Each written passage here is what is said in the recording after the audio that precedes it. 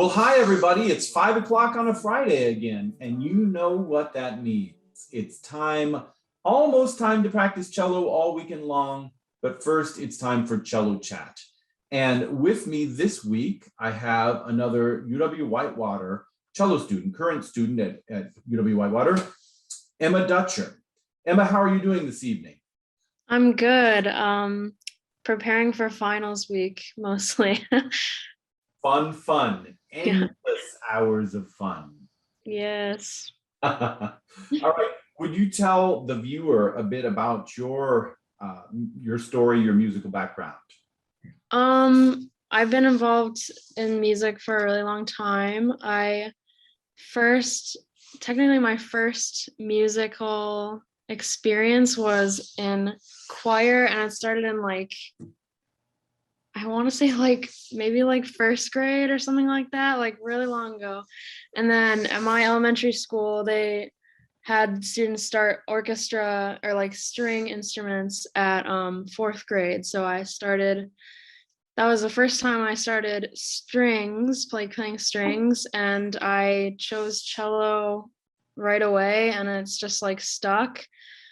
I don't particularly have like a story of why I chose the cello. Like I just kind of think I got lucky. Like I've tried, a little bit of some of the other string instruments, but I just think cello is my favorite. I might be a little biased, but I've always just loved the instrument. I love the fact that it's so similar to the human voice. It makes all the music so evocative, I think, and I really like that about the instrument. Since then, some other things, I've been involved in theater for a long time too. So like musical theater is a big part of my life as well. I've been involved in musical theater and theater related stuff since sixth grade. So just, a long time basically is the short version of the answer. Cool, excellent. Well, and I'll also note, just for the viewer's sake, you are, I just kind of like to point out certain things that I'll point out to the cello studio when we get together for seminar, but you are always very high achieving in that musicality. Just kind of give it all you got, don't hold anything back. And that's maybe an outgrowth of your musical theater, your theater interests, or vice versa. But that's so important in music, that we never just go out on stage and take for granted the audience's willingness to give us their time, but that we really do earnestly try to move them. Right, I totally agree, definitely. Excellent.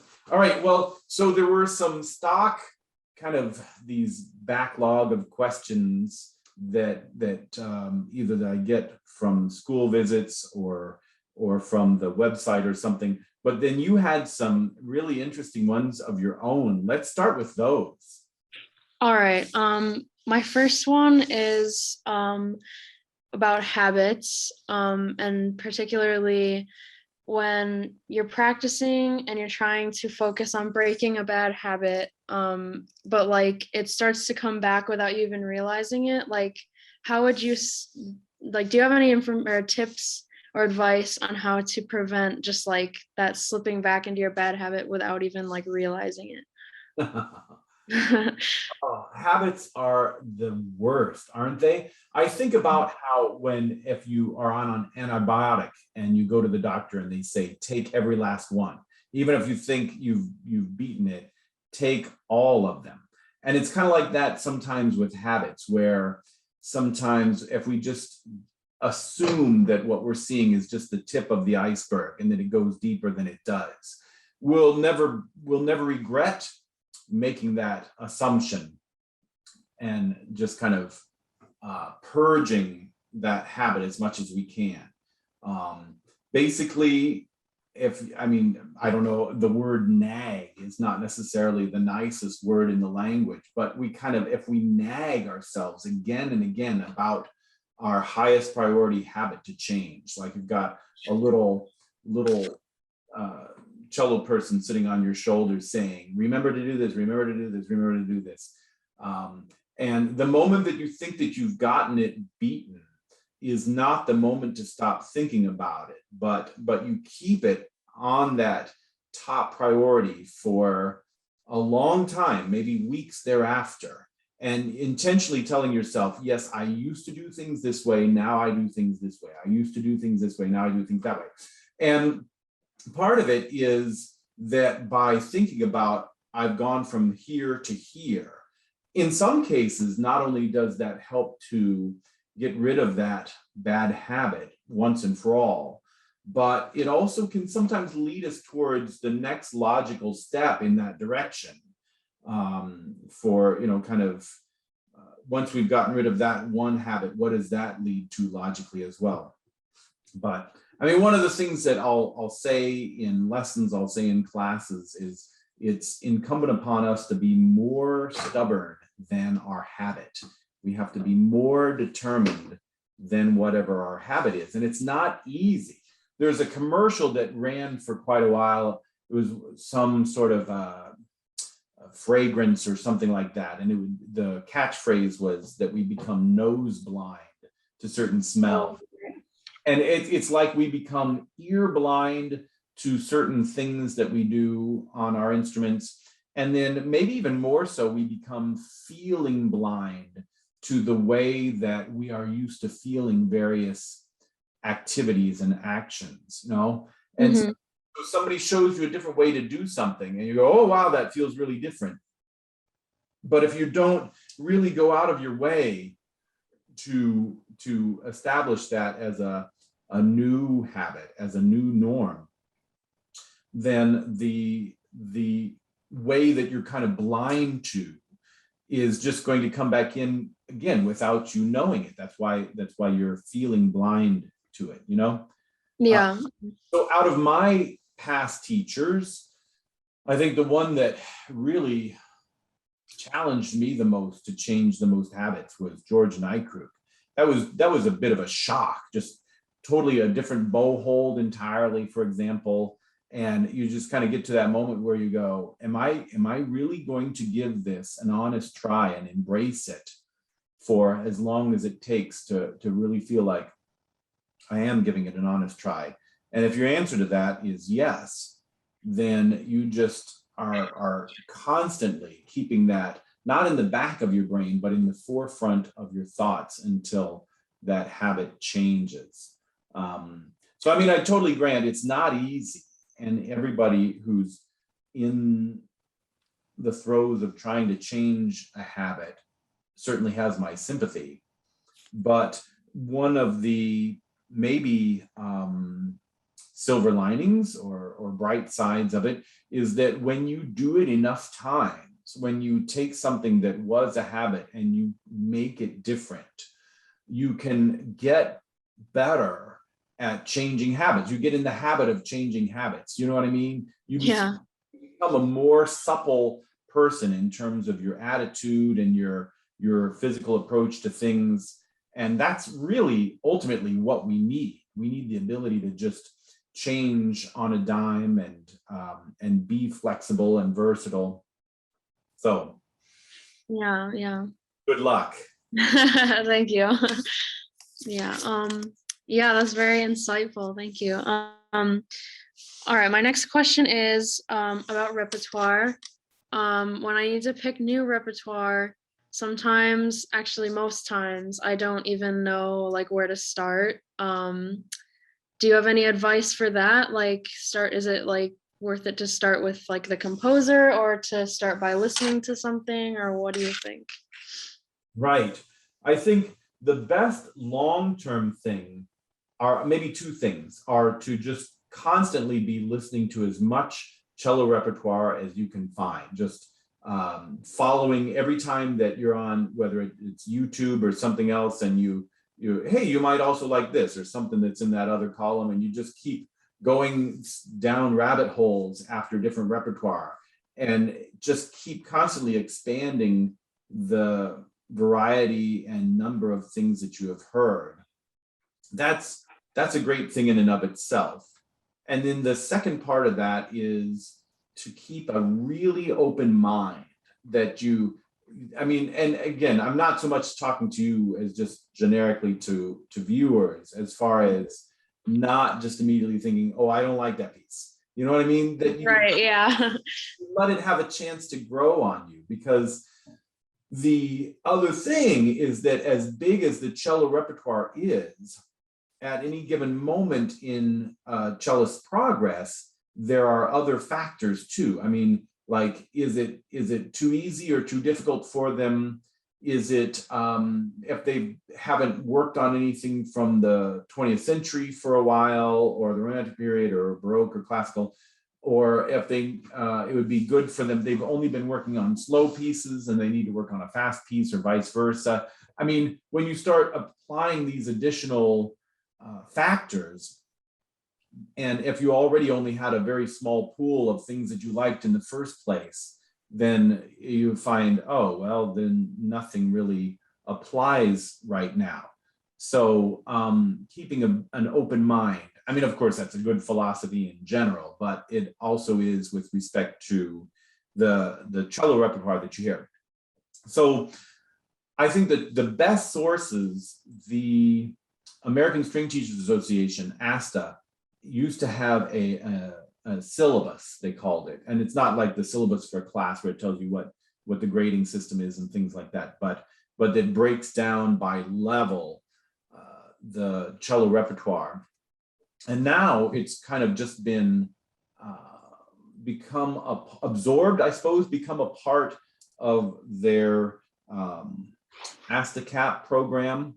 So it's still available, in other words, through the American String Teachers Association website.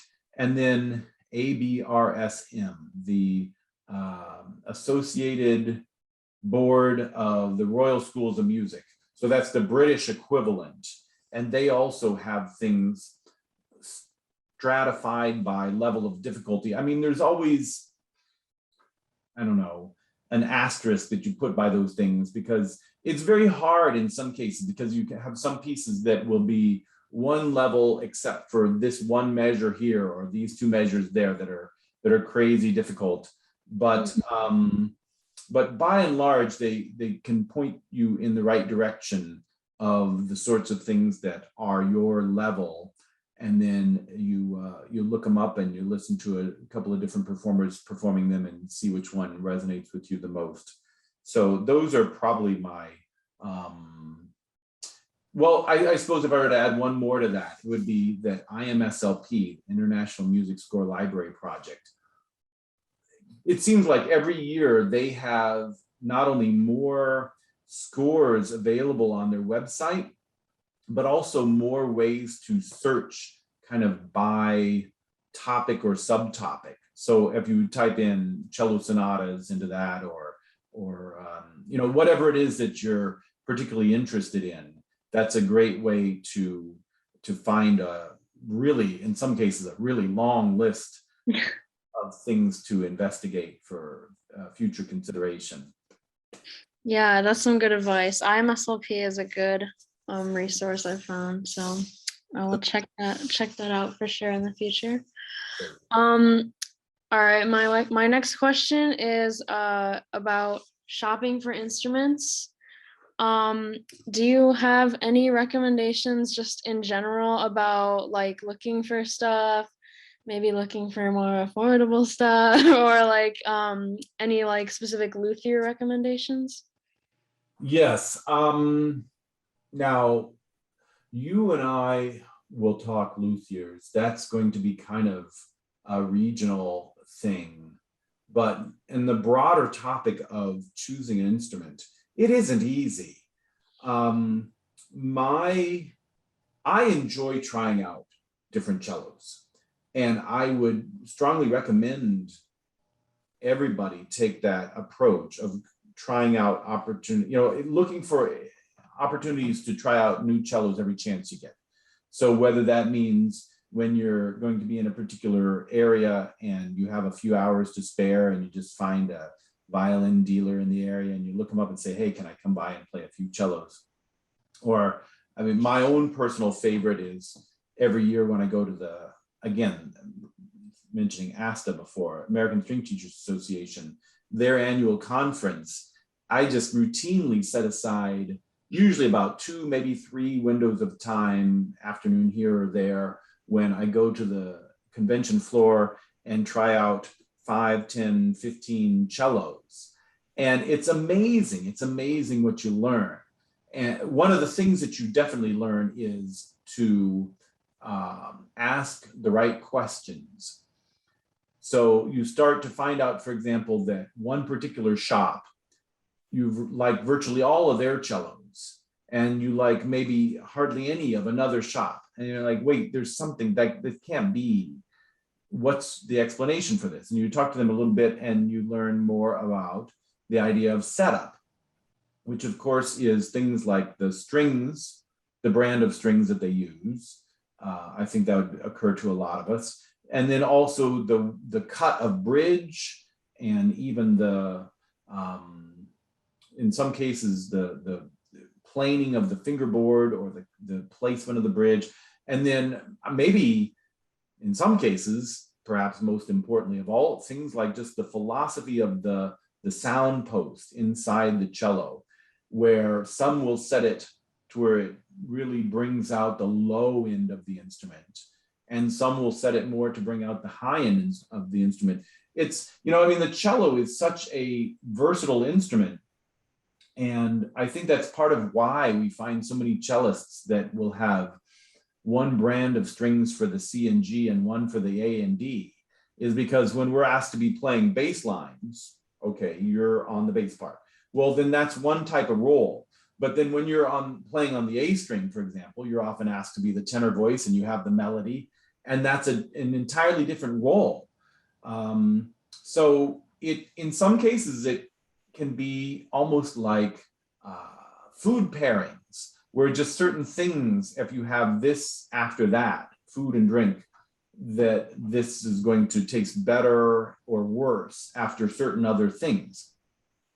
So sometimes maybe you've been playing some bright sounding instruments, and then you go to a dark one and you go, oh, this is so dark, I love it. And is it really that you love the darkness of it, or just that previous one was too bright, for example? So all of these things, unfortunately, the best way to learn your answer, your favorite answer to all of them, is by trying out a whole lot of cellos.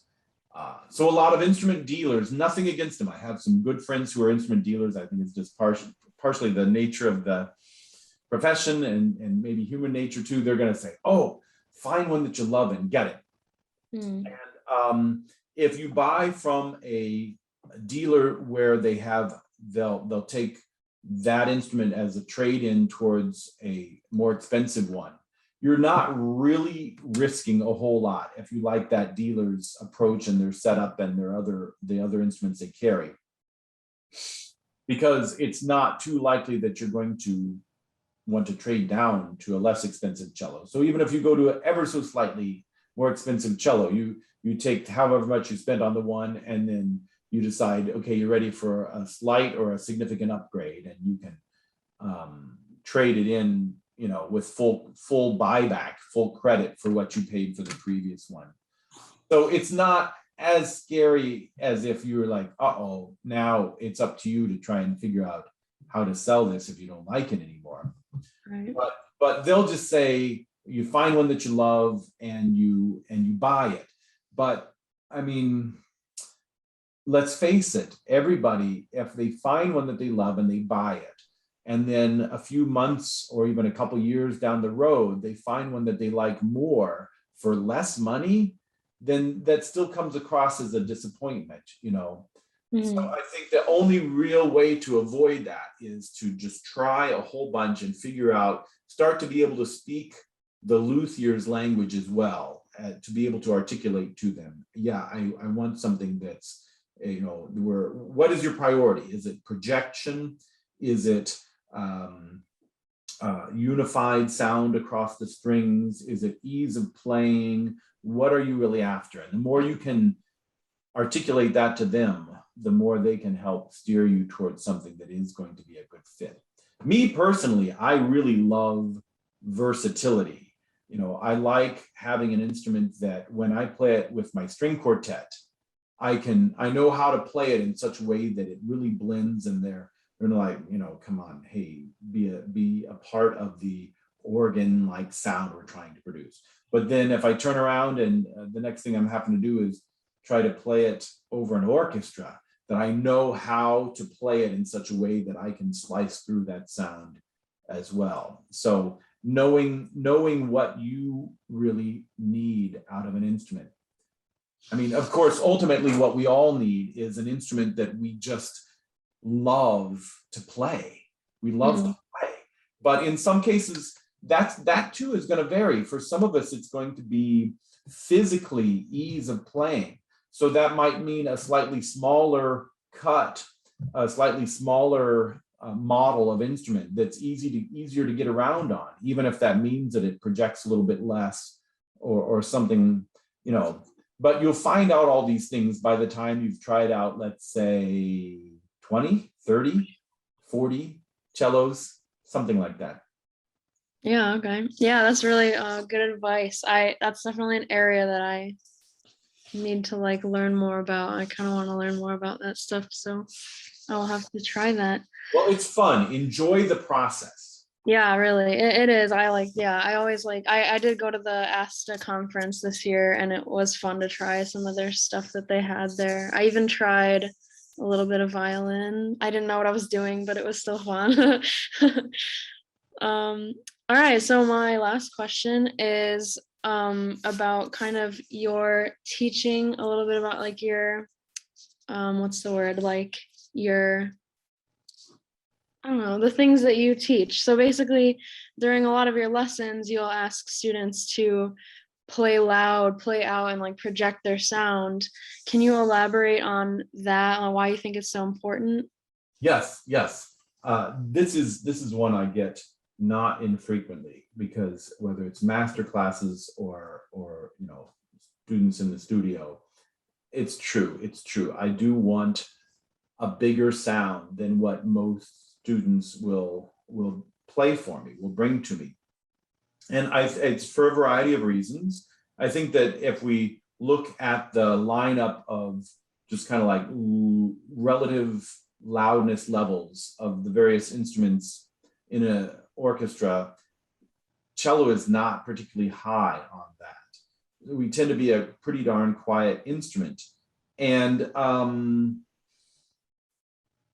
there are times when it's perfectly fine. It's really nice in those spots where we need to play double or triple P to be able to do that. But then there's also times when if we have the melody, it's nice if people can actually hear that melody. So I think in part, it's just that I like the cello sound and I want it to be able to stand on its own and not have to sound like, well, yeah, it's kind of quiet, isn't it? And then another thing is, I think that there's something about getting a particular volume level for the things when we really are digging a sound, that we want to hear it a certain amount. Your favorite song comes on the radio and you always turn it up. You don't, like, oh, okay, the volume is perfectly fine. You turn it up. You want to really, really viscerally feel that sound. And of course, it's not always going to work in reverse, that we can say, because we're playing loud, our sound will be loved. But if you're creating a delicious sound and you're also really projecting it, that's going to have a much greater chance of giving the audience goosebumps or really moving them profoundly. And frankly, there's also some really practical benefits to it as well. If you play with a small sound and you're doing something less than desirable, say with the angle of the bow is crooked with respect to the bridge, your ear won't necessarily detect it. But when you're playing with a full sound, you start to hear that additional frictiony string noise. You know what I mean? It's in a way like a magnifying glass. It brings things to the fore, and you can say, hey, I don't think that's the quality that I'm after here. So there's that to it too. And then from a purely physical standpoint, there is definitely a school of thought that to play, let's say, forte or fortissimo a lot of the time is to run the risk of greater tension. I'm not of that school of thought. I think that necessity being the mother of invention kind of a thing, that when we get used to demanding a full sound, it makes us have to learn to embrace gravity, that this is a wonderful free resource that away that's going to help us connect with the string. And then when we get used to feeling the frictiony feel of resistance that it takes with a string to get a certain volume of sound, that helps to encourage us to explore that even deeper friction that you get when you move closer to the bridge, which is where all the fun overtones pop out, really, that make your cello its own distinctive sound. And finally, in order to keep playing at a full volume, you kind of have to use the entire body as a way to swing freely swing your arm, your bow back and forth. So I think it actually teaches a lot of, or has the potential to teach a lot of really long-term approaches to the playing of the instrument that, I mean, of course, you can learn them without playing a full volume, but they are nice fringe benefits, byproducts of playing with a full sound. So, yeah, I mean, it's just, I don't know, for every time that you run across a cellist that plays too loud and has kind of an edgy or forced sound, which, I mean, can happen, that I think that there's just a number of cellists that play kind of with a very inward directed sound, almost as though, if you were to pass by somebody on the sidewalk and they were talking below a certain volume, you wouldn't assume that they were talking to you. You'd assume that they're just talking to themselves, or they have one of those phones in their ear or something. You know what I mean? They're just talking too quietly to be addressing you. And it's the same sort of thing in an audience where even the people in the back of the hall, they paid for their ticket as well. And they want to feel like it is incumbent upon the person who's on the stage to reach out and engage them, rather than them having to proactively try to engage themselves with what's going on in the stage, because it's way, way far away from them.